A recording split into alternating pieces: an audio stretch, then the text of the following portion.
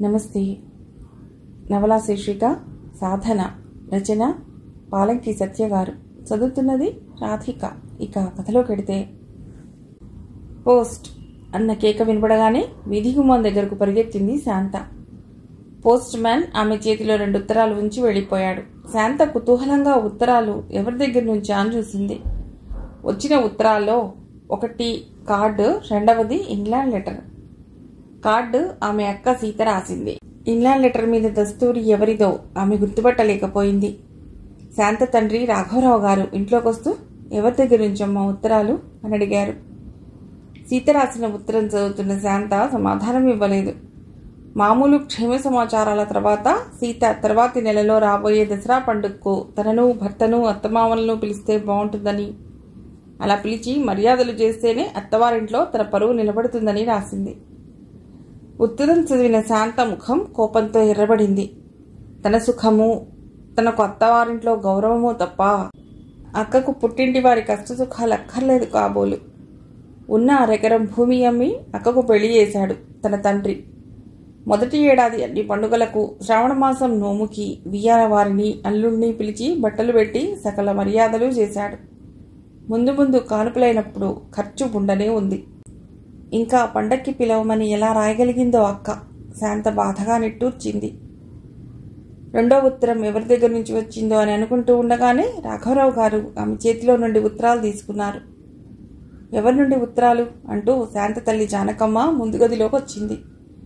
రాఘవరావు గారు సీత రాసిన ఉత్తరం చదవటం పూర్తి చేసి ఆవిడ చేతిలో పెట్టారు. 2వది ఎవరు రాశారు నాన్న అని శాంత అడుగుతుండగానే ఆయన ఇంగ్లాండ్ లెటర్ విప్పారు. సీత రాసిన ఉత్తరం చదివిన జానకమ్మ మొహంలో భయము, బాధ, ఆందోళన కనిపించాయి. ఇంగ్లాండ్ లెటర్ చదివిన రాఘవరావు గారి ముఖం ఆనందంతో వెలిగిపోయింది. జానకి, మొన్న వచ్చి వెళ్ళిన పెళ్లివారు రాశారు. వాళ్ళకి మన శాంత నచ్చిందిట. మనతో బియ్యం అందటం వాళ్ళకి ఇష్టమేనట.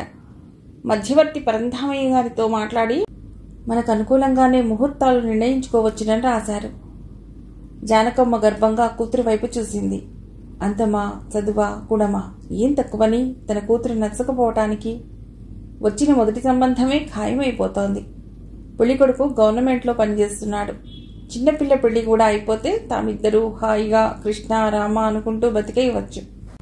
రేపు ఆదివారం కదా, ఉదయమే వెళ్ళి పరంధామయ్య గారితో మాట్లాడండి. ముహూర్తాలు వీలైనంత తొందరగా పెట్టించండి. సీతకు ఎవరిని రాద్దాం జానకి? జానకమ్మ కొంచెంసేపు ఏమీ మాట్లాడలేదు. తర్వాత మెల్లిగా రాఘవరావు గారి వంక చూడకుండా మాట్లాడింది. రాయడానికి ఏముంది, పండక్కి రమ్మనే రాయాలి. అప్పటికి శాంత పెళ్లి ముహూర్తం దగ్గర పడితే పెళ్ళయ్యేదాకా ఉంటుంది. ఏం చేస్తాం, పిల్లనిచ్చుకున్నాక ఇవన్నీ తప్పవు కదా. రేపే వియ్యంకుడు గారి పేరున అందరినీ పండక్కి రమ్మని ఉత్తరం రాసేయండి. శాంత ఆవేశంగా, నేను అక్కకి రాస్తాను. కొంచెమైనా ఇంగిత జ్ఞానం ఉండద్దా? అమ్మా నాన్నల కష్టం గుర్తించని నువ్వేం కూతురువని రాస్తాను అంది. శాంత, ఆవేశం వద్దమ్మా. మనకు అక్క సుఖం ముఖ్యం. ఎల్లకాలం పరిస్థితి ఇలాగే ఉండదు. కొంచెం సర్దుకుపోవాలి. శాంత తండ్రి కేసు చూస్తూ ఉండిపోయింది. రైస్ మిల్లులో చిన్న గుమాస్తా ఉద్యోగం తండ్రిది. 2 గదుల పెంకుటిల్లు, 1/2 ఎకరం భూమి మాత్రమే ఆయన పిత్రార్జితం. ప్రభుత్వం ఈనాడు వాడైనా మొగైనా 2 చాలు అని విరివిగా ప్రచారం చేస్తోంది. కానీ 20 ఏళ్ల కిందటే తమ తండ్రి పుట్టిన 2 ఆడపిల్లలైనా కుటుంబ నియంత్రణ పాటించాడు. అందుకే 4 వేళ్లు నోట్లోకి పోతున్నాయి. లేకపోతే తిండికి కూడా ఇబ్బంది అయ్యేది. ఆలోచిస్తున్న శాంతకు తమ 2లో ఒకరు మగవాడైతే బాగుండేదేమో అనిపించింది. వృద్ధాప్యంలో తండ్రికి ఆసరా అయ్యే అవకాశం ఉండేది. తన ఊహ తనకే చేదుగా ఉన్నట్లు అనిపించింది శాంతకు. తను ఎప్పటికీ అక్కలా మాత్రం అవ్వదు. పెళ్లి తర్వాత కూడా తనకు వీలైనంత వరకు తల్లిదండ్రులని ఆదుకుంటుందే తప్ప వాళ్ళకి ఎప్పటికీ భారం కాదు. అలా భారమయ్యే పక్షంలో తనకు పెళ్లే వద్దు. మర్నాడు ఉదయం కాఫీ గ్లాస్ రాఘవరావు గారికి ఇస్తూ, జానకమ్మ, ఈరోజు ఉదయం తిథి నక్షత్రం బాగున్నాయి. వర్జ్యం కూడా లేదు. వెళ్ళి పరంధామయ్య గారితో మాట్లాడిరండి అంది. పొద్దుట కుదరదు జానకి. బియ్యం బస్తాలు లారీకి లోడ్ చేయించాలి. ఉదయమే రమ్మని మిల్లు ఓనర్ గారు చెప్పారు. సాయంత్రం వెళతాలే. జానకమ్మ మెల్లిగా నిట్టూర్చి మరేం మాట్లాడకుండా లోపలికి వెళ్ళిపోయింది. శాంత తండ్రి కేసి విచారంగా చూసింది.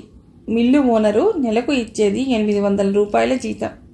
చేయించుకునేది వెట్టి చాకిరి. ఆదివారము అర్ధరాత్రి అన్నమాట లేదు. ఎప్పుడు చెప్తే అప్పుడు పని చేయవలసిందేను. పెన్షను, ప్రావిడెంట్ ఫండ్ వంటివేమీ లేవు. ఓపికన్నంతకాలం ఉద్యోగం ఉంటుంది, అంతే.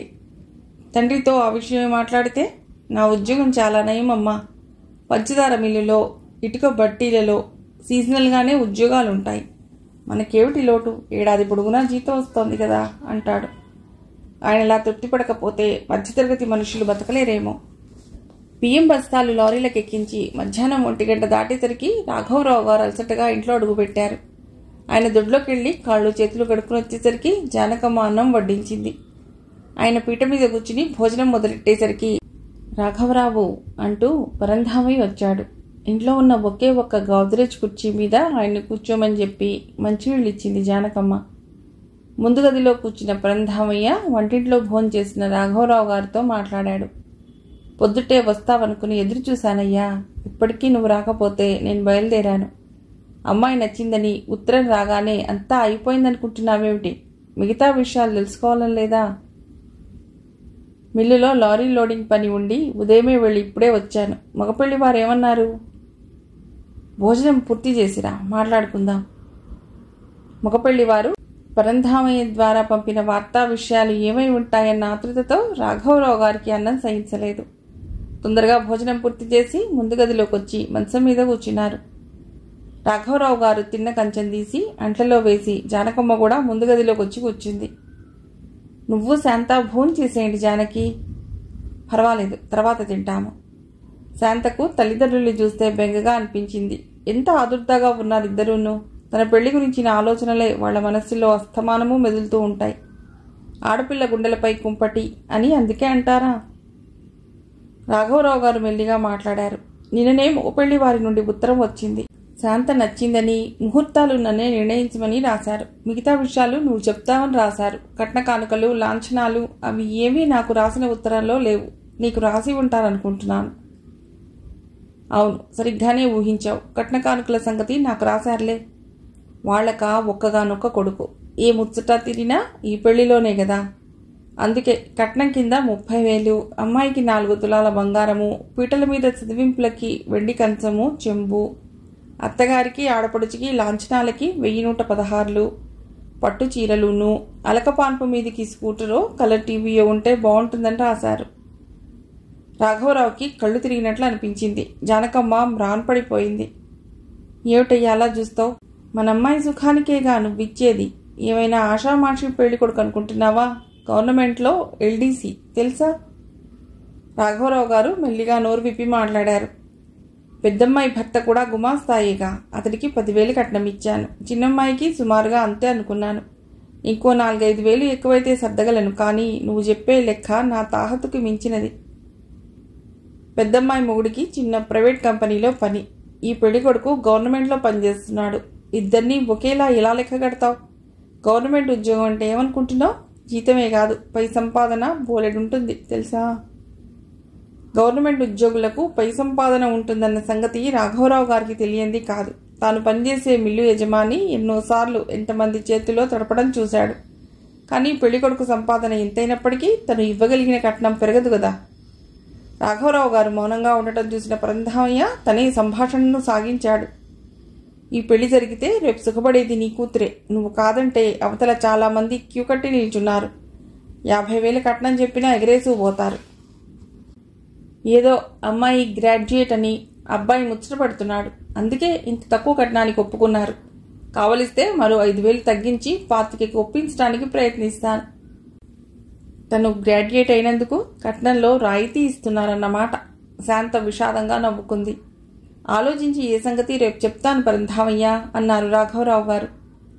ఏ సంగతి తొందరగా చెప్పు. చెప్పానుగా, అవతల బోలెడు మంది రెడీగా కూర్చుని ఉన్నారు. తాత్సారం చేస్తే నీ కూతురికి అన్యాయం చేసినట్లు అవుతుంది. పరంధామయ్య జానకమ్మ కాఫీ ఇస్తానన్నా వద్దని చెప్పి వెళ్ళిపోయాడు. జానకమ్మ శాంత భోజనానికి కూర్చున్నారన్న మాటే గాని ఇద్దరికీ ముద్ద దిగలేదు. రాత్రి పడుకున్న ఇంతసేపటికి శాంతకు నిద్ర పట్టలేదు.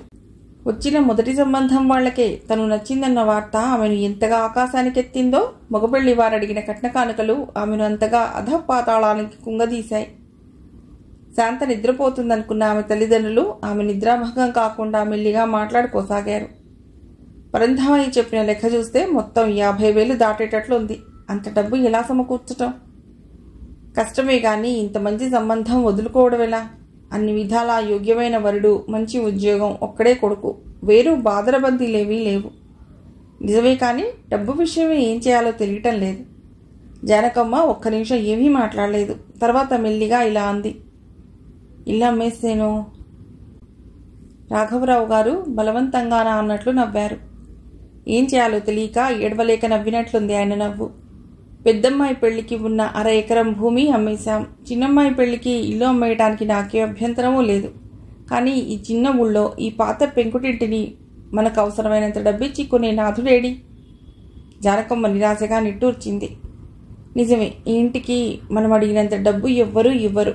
మీ మిల్లు యజమాని అడిగితే కొంత ఇస్తారేమో. పిల్ల పెళ్లి చేసుకుంటున్నానంటే ఇదివరకు మిల్లులో వర్కర్లకు ఇచ్చారట కదా, మనకు ఇస్తారేమో అడిగితే. రాఘవరావు గారి మొహంలో ఆత్మాభిమానం తాలూకు ఛాయలు స్పష్టంగా కనిపించాయి. భర్త మనస్సు నొప్పించానా అన్న భయం జానకమ్మలో కదలాడింది. ఆయనను అన్వయించే పద్ధతిలో ఆమె మెల్లిగా, ఊరికనే ఇమ్మని అడగవద్దులేండి, నెలకు ఇంత అని తిరిగి రాబట్టుకునే పద్ధతిలో ఇమ్మని అడగండి, మీరింకా చాలా కాలమే పనిచేస్తారు కదా అంది. రాఘవరావు గారి ముఖం వికసించింది. నీ ఆలోచన బాగానే ఉంది, కరణేషు మంత్రి అన్నారు, అందుకే ఇల్లు అమ్మకానికి పెడదాం. ఎంత ధర పలుకుతుందో చూసి మిగతాది మా మిల్లు యజమాని గారిని అప్పుగా అడుగుదాం. అంతగా అవసరమైతే మన బంధువుల్లో ఎవరో ఒకరు కొంత సర్దకపోరు. రాఘవరావు గారు పక్కున నవ్వారు. మనకు సర్దగలిగేటంత బంధువులు ఎవరున్నారు? డబ్బున్న బంధువులు మనని దగ్గరికే రానివ్వరు. వాళ్ళ సంగతి ఎందుకులే కానీ ముందు ఇల్లు అమ్మడానికి ప్రయత్నిద్దాం. జానకమ్మ, రాఘవరావు గారు కూతురు పెళ్లి విషయమే ఒక నిర్ణయం తీసుకుని హాయిగా నిద్రపోయారు. తల్లిదండ్రుల మాటలు వింటున్న శాంతకు మాత్రం ఎప్పటికీ నిద్ర పట్టలేదు. ఆమెకు వాళ్ళ ఆలోచన ఏమాత్రమూ నచ్చలేదు. ఆమెకు తన అక్క పెళ్లి నాటి విషయాలు, అక్క పెళ్లికి ముందు ఇంటి పరిస్థితులు జ్ఞాపకం వచ్చాయి. సీత పెళ్లికి భూమి అమ్మకముందు ఆ భూమి మీద వచ్చే ధాన్యంతో ఇంట్లో బియ్యం కొనుక్కునే అవసరం ఉండేది కాదు. అక్క పెళ్లిన నాటి నుండి బియ్యం కొనుక్కోవలసి రావటంతో ఇల్లు గడవడం మరీ కష్టమైంది. అసలే తండ్రిది అంతంత మాత్రం జీతం. పెరట్లో పాదులు పెట్టి మొక్కలు పెంచి కూరగాయలు కొనుక్కోకుండా కాలక్షేపం చేస్తున్నారు. ఇప్పుడు తన పెళ్లికి ఇల్లు కూడా అమ్మేస్తే అమ్మా నాన్న ఎలా ఇల్లు గడుపుకోగలరు? ఇంటికి అద్దె, కూరగాయల ఖర్చు కూడా జీతంలోంచే పెట్టుకోవాలి. మిల్లు యజమాని దగ్గర తీసుకున్న డబ్బుకి బాకీ కింద కొంత ఆయనకి జమ వెయ్యాలి. ఇక్కడ అమ్మా నాన్న కష్టపడుతూ ఉంటే తను అక్కడ సుఖపడగలదా? ఇంత కట్నం ఇచ్చి ఖర్చు పెట్టి చేసే పెళ్లి తనకు అక్కర్లేదు. అలా ఆలోచించిన శాంతకు ఆమెకు కాలేజీలో చదువుతున్న రోజుల్లో తను తన స్నేహితురాళ్ళు చేసుకున్న ప్రతిజ్ఞ జ్ఞాపకం వచ్చింది. శాంత చదువుతున్న కాలేజీలో మీటింగ్కి ఒక మహిళా ఉద్యమ నాయకురాల్ని పిలిచారు. ఆమె స్టేజ్ పైన చాలా ఆవేశంగా మాట్లాడింది. ఈనాడు స్త్రీజాతిని పట్టి పీడిస్తున్న పిశాచం వరకట్న దురాచారం. ఎందరో అమాయకులైన ఆడపిల్లలు వరకట్న రక్కసి కోరల్లో చిక్కుకుని బలైపోతున్నారు.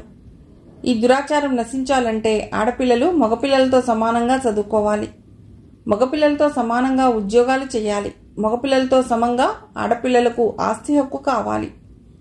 ఆడపిల్లలకు ఆస్తి హక్కుని ప్రభుత్వం కల్పించింది. ఇకపోతే మగపిల్లలతో సమంగా చదువుకుని సమంగా ఉద్యోగాలు చేయవలసిన బాధ్యత మీ అందరిపైన ఉంది. మీరందరూ మగవాళ్లతో మేము సమానమే అన్న ఆత్మవిశ్వాసంతో బాగా చదువుకుని ఉద్యోగాలు చేస్తే వరకట్ట దురాచారం సమసిపోతుంది.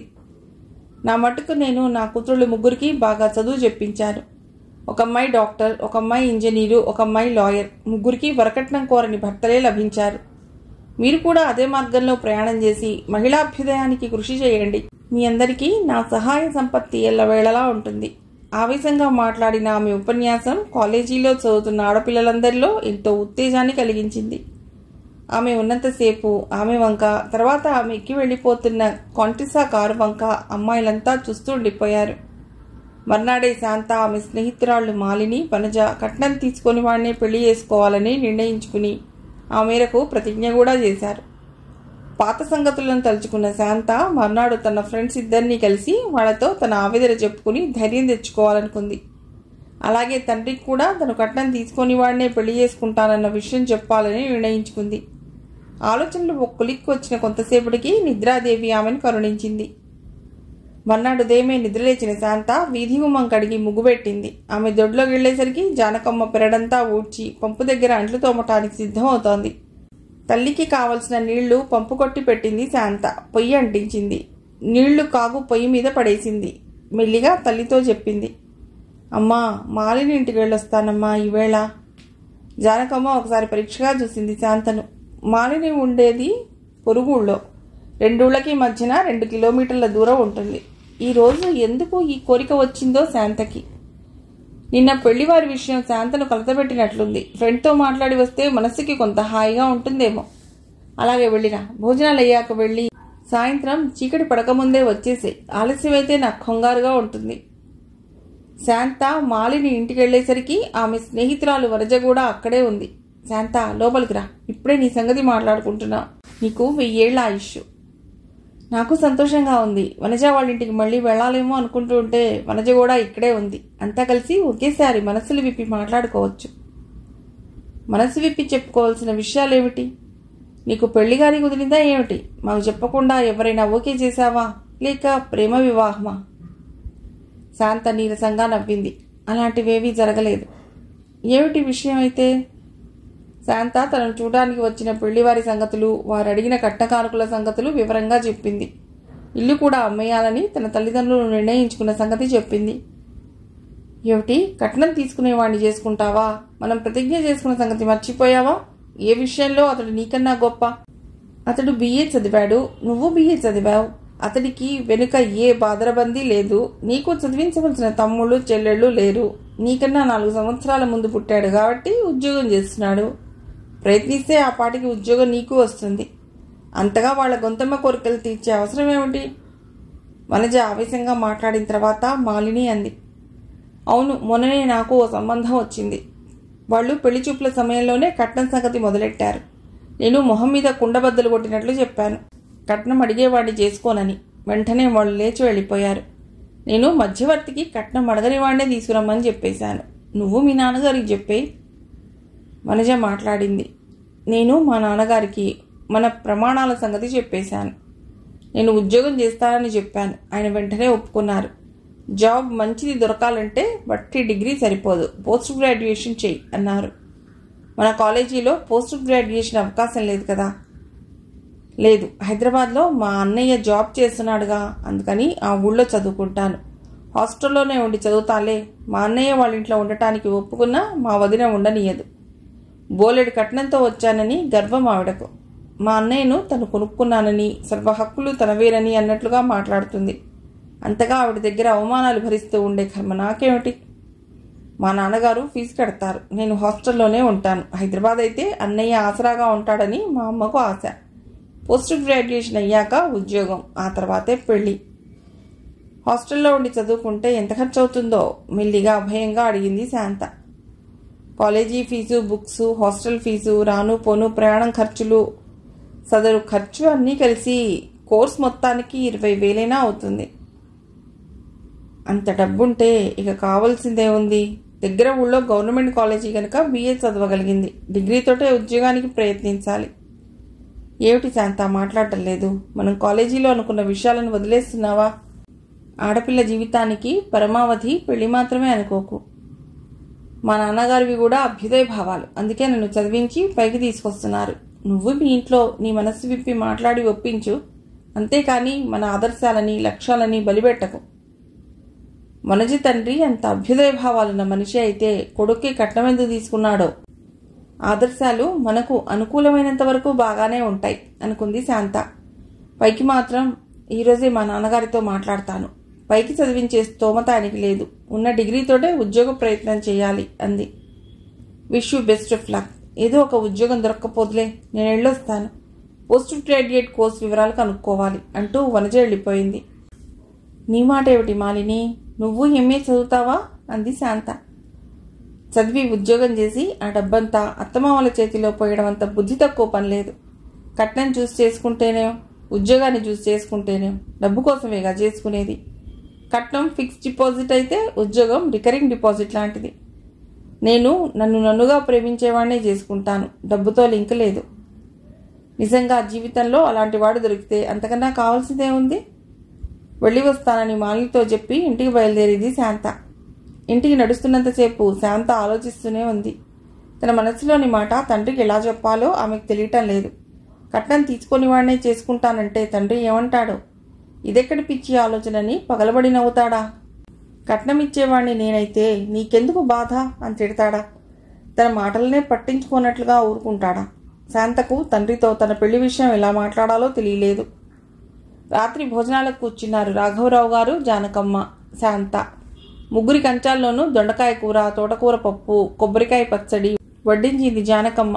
శాంత తల్లికేసి అభిమానంగా చూసింది. పెరటి నిండా ఏవో కూరగాయలు పండిస్తూనే ఉంటుందమ్మ. ఏనాడు ఉప్పు ఊరగాయ ముక్కతో అన్నం తినే అవసరం రానివ్వదు. అమ్మ గురించి అభిమానంగా ఆలోచిస్తున్న శాంత మనస్సులో భవిష్యత్తు గురించిన ఊహ ముళ్ళులా గుచ్చుకుంది. తన పెళ్లికి ఇల్లు అమ్మేస్తే అమ్మా నాన్న ఎక్కడ ఉంటారు? ఎలా బతుకుతారు? తండ్రితో మాట్లాడటానికి ధైర్యం కూడగట్టుకుని ఇలా అంది శాంత. నాన్న, నిన్న మధ్యాహ్నం పరంధామయ్య గారు మాట్లాడిన సంబంధం నాకు నచ్చలేదు. రాఘవరావు గారు ఆమె చేసి కొంత ఆశ్చర్యంతో, కొంత అనుమానంతో చూశారు. జానకమ్మ మాత్రం పైకే అనేసింది. పెళ్లి చూపులై చాలా రోజులైంది. ఇప్పుడెందుకు చెప్తున్నావు నచ్చలేదన్న సంగతి? రాఘవరావు గారు కూడా మాట్లాడారు. అవునమ్మా శాంత, అబ్బాయి ఎందుకు నచ్చలేదు? అందమా, గుణమా, ఉద్యోగమా, లేదా నీలాగే గ్రాడ్యుయేట్ మాత్రమేనా? కారణం చెప్పు. శాంత మెల్లిగా, తన కంఠం తనకే వినబడనంత నెమ్మదిగా మాట్లాడింది. అందం, చదువు, ఉద్యోగము కాదు, వాళ్ళు అడిగే కట్నమే నచ్చలేదు. అంతే కదా, పరంధామయ్య మగపెళ్లి వారితో మాట్లాడి తగ్గిస్తానన్నాడుగా. అలా కాదు, ఇంత తగ్గించినా మీరు ఈ ఇల్లు అమ్మితే కానీ నా పెళ్లి చేయలేరు. ఆ తర్వాత మీరు అమ్మ ఎక్కడుంటారు? మిమ్మల్ని కష్టాల్లో ముంచేసి నేను సుఖపడగలనా? శాంత కంఠం గాద్గదికమైంది. జానకమ్మ కళ్ళల్లో నీళ్లు నిండుకున్నాయి. చిన్నప్పటి నుండి కూడా బాధ్యత తెలిసిన పిల్ల శాంత. ఏనాడు నోరు తెరిచి నాకిది కావాలి అని అడగలేదు. తన చీరలు పాతవి చింపి గౌన్లు, పరికిణీలు, ఓణీలు కుట్టిస్తే మాట్లాడకుండా కట్టుకునేది. ఈనాటికి ఏ దూరపు బంధువులైనా జాలిపడి ఇచ్చిన పాత చీరలనే రిపేర్ చేసుకుని రంగులు వేయించుకుని కొత్త చీరల్లా అపురూపంగా కట్టుకుంటుంది. పల్లెటూళ్ళకి కూడా ఈనాడు ఫ్యాషన్స్ వ్యాపించి అందరూ రకరకాల డ్రెస్సులు ధరిస్తున్నారు. ఒక్కనాడు కూడా శాంత వాటి సంగతి మాట్లాడదు. తన కడుపునే పుట్టిన ఇంత తేడా ఇద్దరు పిల్లలకినూ. సీత ఎప్పుడూ మంచి బట్టలు కావాలని పేచీ పెడుతూనే ఉండేది. పక్కింటి పిల్లలతో, ఎదురింటి పిల్లలతో పోల్చుకుని బాధపడుతూ ఉండేది. చదువు మీద శ్రద్ధ లేక 10th క్లాస్ కూడా పాస్ అవ్వలేదు. తల్లిదండ్రులు తనను చదివించడానికి ఎంత కష్టపడుతున్నారో గుర్తించి శాంత బాగా చదువుకునేది. ఆమె అదృష్టం కొద్దీ పక్క ఊళ్ళో గవర్నమెంట్ కాలేజీ వచ్చింది. పట్టుదలతో చదువుతున్న కూతురికి BA దాకా చెప్పించగలిగారు. తమ కష్టాన్ని కూతురు ఎప్పుడూ గుర్తుంచుకుంటూనే ప్రవర్తిస్తుంది. అలాంటి అమ్మాయి సుఖం కోసం తాము కొంచెం శ్రమపడటం తమ బాధ్యత కాదా? జానకమ్మలో ఆలోచనలు ఒక కొలిక్కొచ్చాయి. ఆమె కూతురుతో ఇలా అంది. మా గురించిన బెంగ ఎందుకమ్మా శాంత?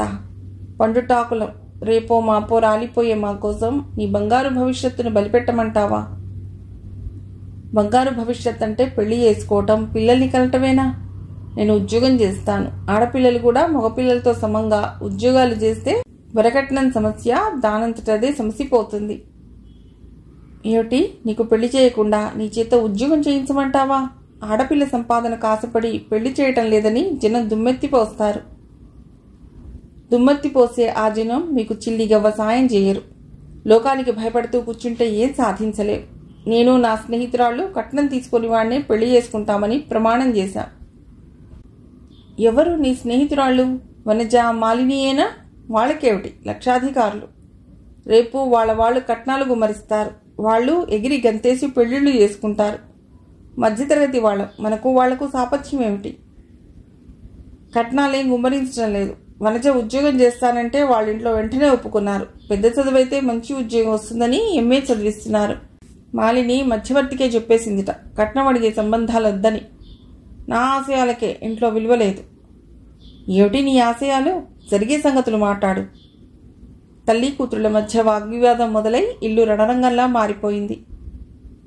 రాఘవరావు గారు ఇంట్లో శాంతిని నెలకొల్పే ప్రయత్నంగా ఇలా అన్నారు. జానకి, నువ్వూరుకో. శాంత, నువ్వు నీ ఉద్యోగ ప్రయత్నాలు ప్రారంభించు. నేను కానీ అమ్మ కానీ అభ్యంతర పెట్టము. మేము నీ వివాహ ప్రయత్నాలు చేస్తూ ఉంటాము. మన తాహతుకి మించని సంబంధం కుదిరితే వెంటనే ముహూర్తాలు పెట్టిస్తాము. అప్పుడు నువ్వు వెంటనే పెళ్లి చేసుకుందుకు అంగీకరించాలి. నీకు ఉద్యోగం దొరికితే నువ్వు జాబ్ చేయటానికి మేము అభ్యంతరం పెట్టము. నువ్వు కోరుకున్నట్లుగా నీ కట్నం తీసుకొని వరడే దొరికితే అంతకన్నా కావాల్సిందే ఉంది. తండ్రి తన మాటలకు అంగీకరించాడన్న ఆనందంతో శాంత హాయిగా భోజనం పూర్తి చేసింది. ఆ రాత్రి ఆమెకు మంచి ఉద్యోగం గురించిన ఆలోచనలతో, అంతకు మించి మంచి వరుడు తనను కట్నం లేకుండా చేసుకుంటాడన్న ఆశతో మనస్సు నిండిపోయి నిద్రపట్టడం లేదు. రాఘవరావు గారు శాంత వివాహానికి అవసరమైన డబ్బు కోసం ప్రయత్నం ప్రారంభించారు. ముందుగా తన యజమానిని అడిగి ఆయన ఎంత ఇస్తాడో తెలుసుకోవాలనుకున్నారు. ఉదయమే మిల్లుకెళ్ళి తను చూడవలసిన అకౌంట్లన్నీ చూసి గోడౌన్లలో స్టాక్ చెక్ చేసి కాసేపు సీట్లో కూర్చున్నారు. యజమాని రావడము, తన రూంలోకి వెళ్ళటము రాఘవరావు గారు చూశారు. ఆయనకెందుకో గుండె వేగంగా కొట్టుకోసాగింది. యజమానినే కాదు, ఇంతవరకు ఎవ్వరినీ ఏనాడు పైసా కూడా చేచాచి అడగలేదు. ఉన్న కొద్దిపాటి ఆశతో, వచ్చే కొద్దిపాటి జీతంతో రోజులు నెట్టుకొస్తున్నాడు ఇన్నాళ్లు. భార్య కూడా చాలా పొదుపరి. ఏనాడు చెయ్యని పని చేయవలసిన పరిస్థితికి ఆయనకు తలకొట్టేసినట్లుగా ఉంది. శాంతే మగపిల్లవాడైతే ఇటువంటి అవసరం వచ్చేది కాదేమో. తన ఆలోచనకు తనే బాధపడ్డాడు. శాంత ఎంతో బుద్ధిమంతురాలైన పిల్ల. అటువంటి రత్నం లాంటి పిల్లని చూసి గర్వంతో పొంగిపోవాలి గాని మగపిల్లవాడైతే అన్న ఆలోచన రాకూడదు. డబ్బు ఇబ్బందులకేమిటి, ఈ వేళ ఉంటాయి, రేపవే సర్దుకుంటాయి. ఏనాడు చేయని పని చేయటానికి తెగించి మిల్లు ఓనర్ గదిలో అడుగుపెట్టారు రాఘవరావు గారు. సార్, ఏమిటి, నిన్న అకౌంట్లన్నీ సరిగ్గా చూడమన్నాను, చూసారా? గోడౌన్లో స్టాక్ ఎంతుంది?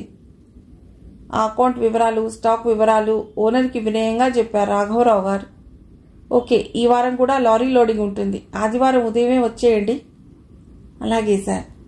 రాఘవరావు గారు కదలకపోయేసరికి మిల్లు ఓనర్ ఇంకా చెప్పవలసింది ఏమైనా ఉందా అన్నట్లు చూశాడు. సార్, మా రెండో అమ్మాయికి పెళ్లి నిశ్చయమైంది. అబ్బాయి గవర్నమెంట్లో క్లర్క్గా పనిచేస్తున్నాడు. త్వరలో ముహూర్తాలు నిర్ణయించుకోవాలనుకుంటున్నా. రాఘవరావు గారు మాటలు ఆపటంతో ఇంకా ఏం చెప్తాడోనన్న కుతూహలంతో చూశాడు యజమాని. ఏముంది, పెళ్లి పనులకు సెలవు కావాలంటాడు కాబోలు. పెద్దపిల్ల పెళ్లికి రోజు 2 గంటలు వచ్చి పనిచేసే కండిషన్ మీద 15 రోజులు లీవ్ గ్రాంట్ చేశాడు. ఇప్పుడు అలాగే చేస్తే సరి. రాఘవరావు గారు తనకు తనే ధైర్యం చెప్పుకుని మళ్లీ మాట్లాడారు. పెద్దమ్మాయి పెళ్లికి ఉన్న 1/2 ఎకరం భూమి అమ్మేశాను. ఇప్పటి పెళ్లి కొడుకు గవర్నమెంట్లో పనిచేస్తున్నాడు. కట్నము అవి ఎక్కువే అడిగారు. ఇల్లు అమ్మేసినా ఇంకా కొంత డబ్బు అవసరపడుతుంది. తమరు కొంత సహాయపడితే. మిల్లు ఓనరు చాలా ఉదారం చూపుతున్నట్లుగా మాట్లాడాడు. దాన్నే ఉంది, నా సహాయం మీకు ఎప్పుడూ ఉంటుంది. వర్కర్లందరి ఇళ్లలో పెళ్లిళ్లకు నేను సహాయం చేసిన మాట మీకు తెలుసు. మీ పెద్దమ్మాయి పెళ్లికి నా సహాయం మీరు అడగలేదు. ఇప్పుడే 2 పెళ్లిళ్ల బాపతు చెరో 1116 అనుకోండి.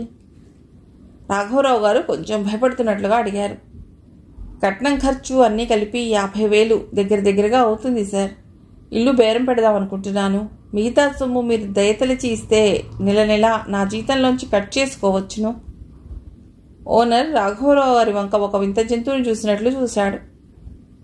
మీరు సాధ్యమయ్యే విషయాలే అడుగుతున్నారా? ఇల్లు అమ్మేసి అప్పు చేసి పెళ్లి చేయడం ఏమిటి? పెద్దమ్మాయికి ఎలా చేశారో చిన్నమ్మాయికి అలాగే చేయండి. ఏదో గంతకు తగ్గ బొంత అని ముడిపెట్టేయాలి కానీ అత్యాశకు పోతే ఎలా? మీకు అప్పివ్వటానికి ఏ అభ్యంతరమూ లేదు. కానీ అద్దింట్లో ఉంటూ నాకు నెల జమ చేస్తూ ఎలా బతుకుదాం అనుకుంటున్నారు? 2 ముసలి ప్రాణాలే కదా సార్. ఎలాగోలా కాలక్షేపం చేస్తా. పిల్లల భవిష్యత్తే కదా ముఖ్యం. తమ తాహతకి మించిన కోరికలు మధ్యతరగతి వాళ్ళకెందుకుంటాయోనని మిల్లు ఓనర్ అనుకున్నాడు. డబ్బులో పుట్టి డబ్బులోనే పెరిగిన ఆయనకు తాహతకు మించిన కోరికలంటే ఏమిటో తెలియదు. మధ్యతరగతి మనుషులకు కనీస అవసరాలకు కూడా తాహతకు మించిన కోరికలు కావచ్చునన్నది ఆయన ఊహకు కూడా అందని సంగతి. సరే, మీ ఇష్టం వచ్చినట్లే చేసుకోండి. ముందు ఇల్లు అమ్మే ప్రయత్నం చేయండి. మిగిలిన మొత్తం నేను ఇస్తాను. మీరు ఇంకా 10 సంవత్సరాలు పనిచేయగలరేమో. నెలకు ఎంత తీర్చగలరో ఆలోచిద్దాం. యజమాని తనకు కావలసిన డబ్బు సర్దుతానని చెప్పాడని రాఘవరావు గారు ఆనందంతో గది బయటకు వెళ్ళిపోయారు. అవసరానికి అమ్మకానికి పెట్టిన వస్తువుకు ధర ఎక్కువ పలకదు. వ్యాపారస్తుడైన మిల్లు యజమానికి ఆ సంగతి బాగా తెలుసు. రాఘవరావు గారు ఇల్లు అమ్మకానికి పెడితే డబ్బు ఎక్కువ రాదు. అప్పుడు 50,000 రూపాయల పెళ్లి సంబంధం ఆయనే వదులుకుంటాడు. ఎక్కువ డబ్బు అప్పు ఇవ్వనని చెప్పి తనెందుకు మాట మంచిని వదులుకోవటం? అటువంటి వ్యవహార జ్ఞానము, లౌకికమైన ఎత్తుగడలు తెలుసు కాబట్టే వ్యాపారాన్ని చక్కగా వృద్ధి చేసుకుంటున్నాడు. ఉద్యోగ ప్రయత్నం చేస్తానని చెప్పిందే గాని ప్రయత్నాలు ఎక్కడా ఎలా మొదలెట్టాలో శాంతకు తెలియలేదు. ముందుగా ఉద్యోగస్తులను ఎవరినైనా కలిసి వాళ్ళు ఉద్యోగం తెచ్చుకుందుకు ఏమేం చేశారో కనుక్కోవాలి. ఆమె పంచాయతీ లైబ్రరీకి వెళ్ళి అక్కడ గుమస్తాను అడిగింది. వయసులో పెద్దవాడు కనుక ఆయన్ను కలుసుకోవటానికి ఇంట్లో ఎవ్వరూ అభ్యంతరం పెట్టలేదు. ఏ ఉద్యోగానికైనా ముందు ఎంప్లాయ్మెంట్ ఎక్స్చేంజ్లో పేరు రిజిస్టర్ చేసుకోవాలమ్మా. గవర్నమెంట్ జాబ్స్కి, బ్యాంకు ఉద్యోగాలకి ఖాళీలు ఉన్నప్పుడు పేపర్లో అడ్వర్టైజ్ చేస్తూ ఉంటారు. అప్పుడు అప్లై చేయాలి. వాళ్ళు రాత పరీక్ష, ఇంటర్వ్యూలు అవి పెట్టి ఉద్యోగాలకు సెలెక్ట్ చేస్తారు. నువ్వు రోజు పేపర్ చూస్తుండు. నీకు అర్హత ఉంది అన్న ఉద్యోగానికి అప్లై చేయి. రోజు పేపర్ కొనుక్కునే తాహత తనకెక్కడిది? ఆ మాటే ఆయనతో అంది. పంచాయతీ లైబ్రరీకి 2 పేపర్లు తెప్పిస్తారు. తెలుగు పేపర్ ప్రెసిడెంట్ గారింటికి వెళ్ళిపోతుంది. ఇంగ్లీష్ది కావలిస్తే ఇక్కడికి వచ్చి రోజు చదువుకో. రోజు లైబ్రరీకి వచ్చి పేపర్ చదవటానికి ఇంట్లో ఒప్పుకుంటారో లేదో. మా ఇంటి దగ్గరంతా మాలాంటి వాళ్ళే, ఎవ్వరూ పేపర్ కొనలేరు.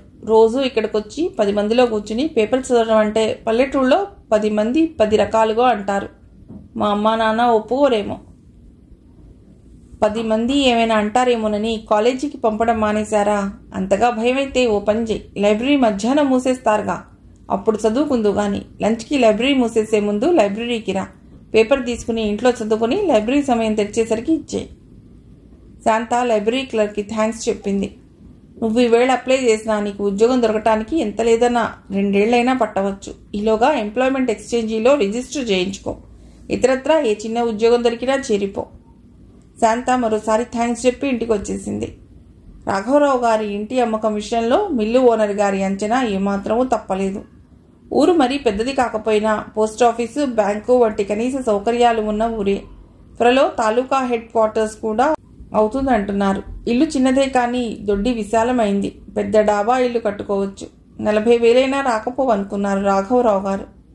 కూతురు పెళ్లికి డబ్బు అవసరమై ఇల్లు అమ్మేస్తున్నారన్న వార్త ఊళ్ళోనూ చుట్టుపక్కల ఊళ్ళలోనూ వ్యాపించింది. 40,000 కీమత్తు చేసే ఇంటికి 25,000 పైన పైసా పెట్టేవాడు కనిపించలేదు. అయినా సరే అమ్మేద్దామని రాఘవరావు గారు, జానకమ్మ నిర్ణయించుకున్నారు. కొంత డబ్బు మిల్లు ఓనర్ దగ్గర తీసుకుని మగపెళ్లి వారితో బంగారం తర్వాత ఇస్తామని చెప్పవచ్చు అనుకున్నారు. రాఘవరావు గారు పరంధామ ఇంటికి వెళ్లి విషయం మాట్లాడాడు.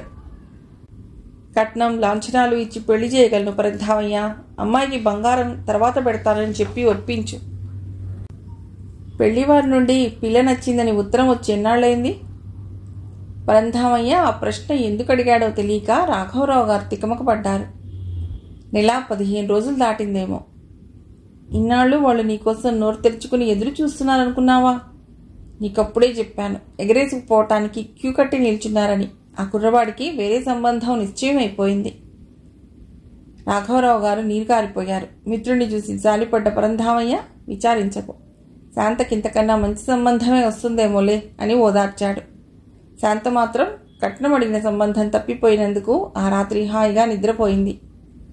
శాంత ఉద్యోగ ప్రయత్నాలు ప్రారంభిస్తానంటే ఇంట్లో అభ్యంతరం పెట్టలేదు. పిల్లకు పెళ్లి ఇప్పట్లో చేయగలమో లేదో, అంతవరకు అమ్మాయి సరదాను కాదనటం ఎందుకు?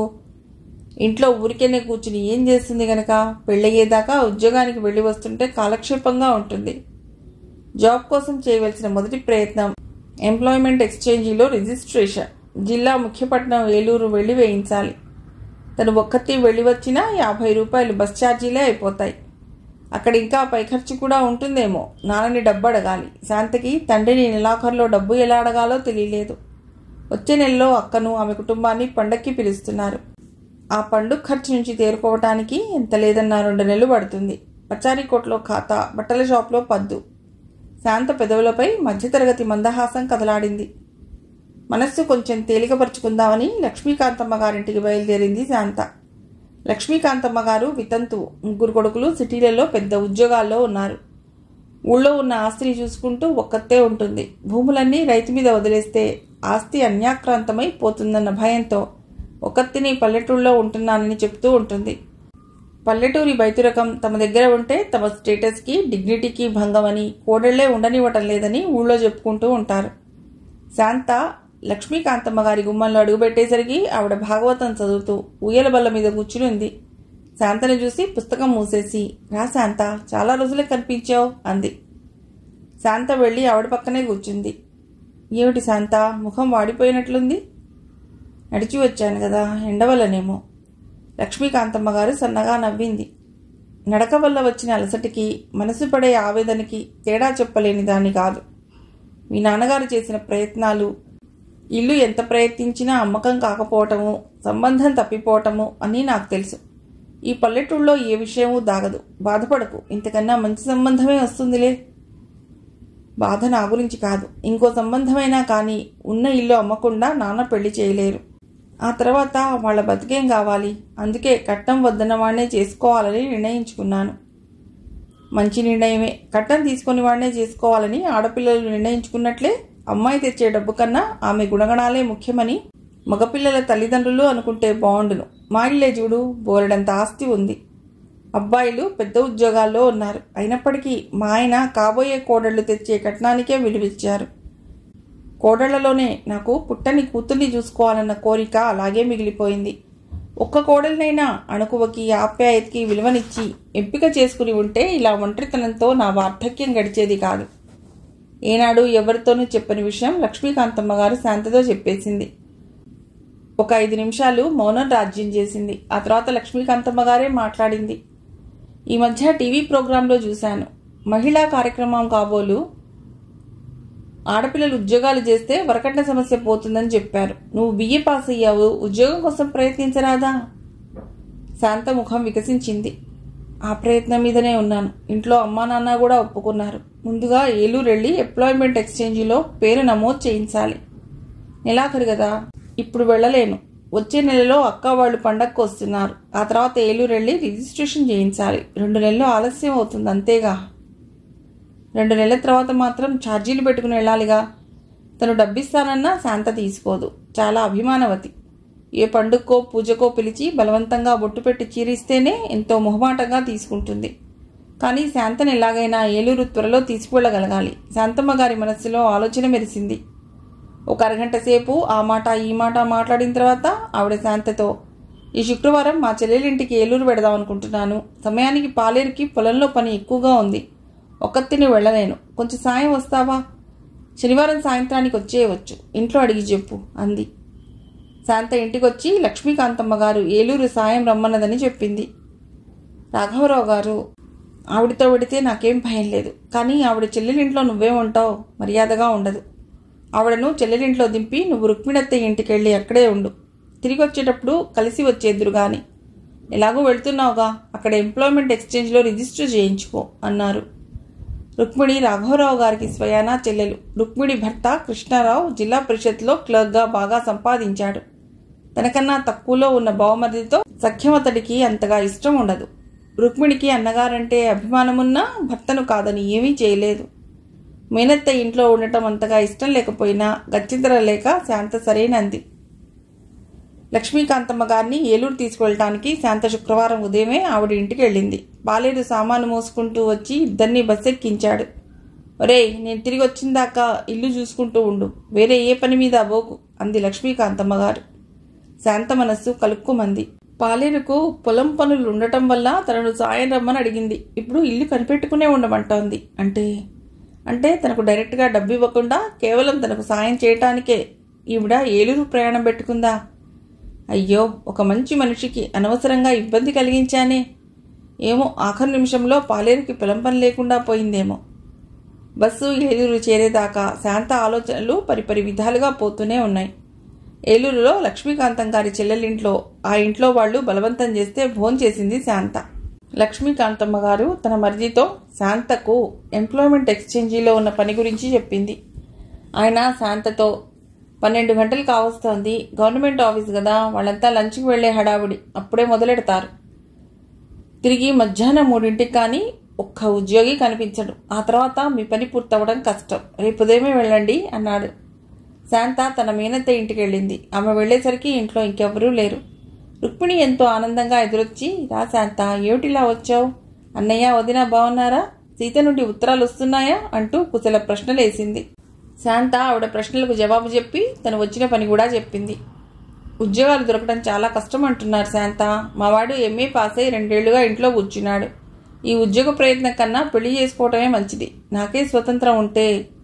శాంత మొహం వాడిపోవటం గమనించిన ఆవిడ, నా ఇంటి కోడలు అయ్యేదానివి అంటూ వాక్యం పూర్తి చేయలేదు. అలాగే రిజిస్టర్ చేయించుకొని పేరు లక్షణంగా చదువుకున్నావు, తొందరగానే ఉద్యోగం కూడా దొరుకుతుందేమోలే. ఈలోగా నాన్న ఏదైనా సంబంధం కుదిరిస్తే మాత్రం వద్దనకు. శాంత తప్పనిసరిగా ఆవిడతో వాదించడం ఇష్టం లేక తల ఊపింది. మిగిలిన కథ తర్వాతి భాగంలో.